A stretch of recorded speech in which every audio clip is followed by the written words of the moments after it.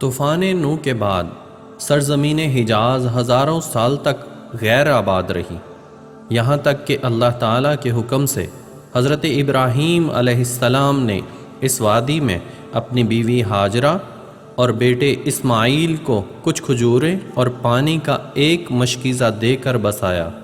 جب وہ انہیں چھوڑ کر واپس جانے لگے تو حضرت ہاجرہ نے حضرت ابراہیم علیہ السلام سے پوچھا، آپ ہمیں اس لک و دک وادی میں جہاں نہ سبزہ ہے نہ پانی؟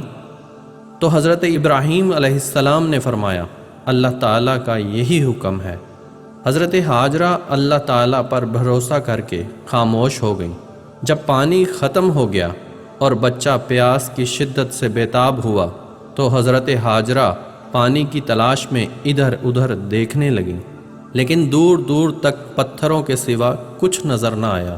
قریب ہی آمنے سامنے دو پہاڑیاں تھیں جنہیں آج صفا اور مروہ کہا جاتا ہے۔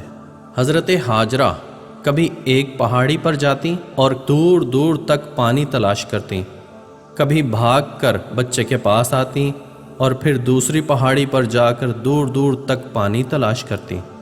اسی طرح دونوں پہاڑیوں صفا اور مروہ کے درمیان حضرت ہاجرہ نے 7 بار چکر لگائے۔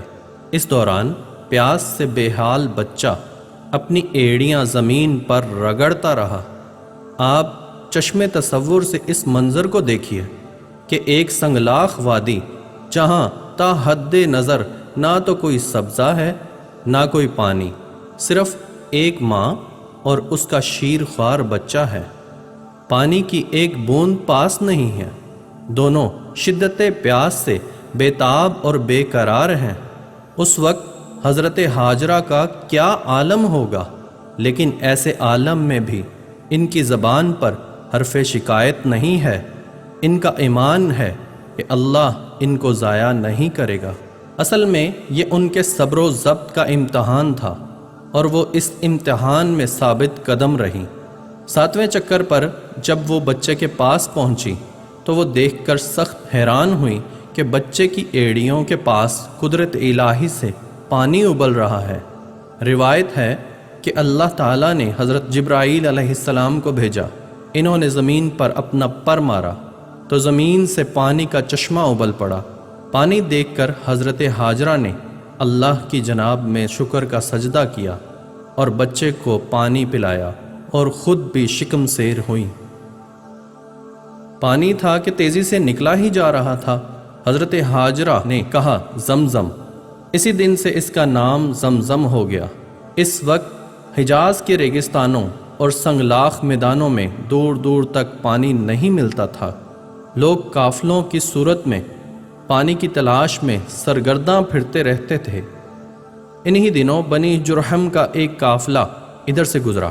اس نے جب یہاں پانی دیکھا اور اس لک و دک اور ویران وادی میں ایک عورت اور ایک بچے کی طرف نظر کی تو انہیں سخت تعجب ہوا، کیونکہ ہزاروں سال سے یہ وادی بے آب و گیاہ تھی۔ حضرت ہاجرہ سے اجازت لے کر اس قافلے نے وہیں پڑاؤ ڈال دیا اور بود و باش اختیار کر لی۔ اس طرح اللہ تعالیٰ نے اپنی حکمت سے اس جگہ پانی بھی فراہم کر دیا اور اس وادی میں انسانوں کو بھی آباد کر دیا، اور یہ سب چشمہ زمزم کی وجہ سے ہوا۔ ہزاروں سال سے یہ چشمہ اسی طرح رواں ہے۔ ہر سال دنیا کے گوشے گوشے سے لاکھوں مسلمان مکہ مکرمہ حج کرنے کے لیے پہنچتے ہیں اور لاکھوں کروڑوں گیلن آب زمزم خرچ ہوتا ہے۔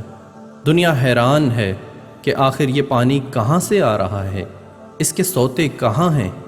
دنیا کا کوئی بھی پانی چند دن اگر ایک جگہ ٹھہرا رہے یا کسی برتن میں رکھ لیا جائے تو خراب ہو جاتا ہے، لیکن آب زمزم کا یہ اعجاز ہے کہ کبھی خراب نہیں ہوتا۔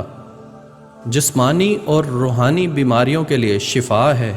یہ اللہ تعالیٰ کی حقانیت کا ایک ایسا معجزہ ہے جس کی حقیقت کو پانے کے لیے انسانی عقل عاجز و درماندہ ہے۔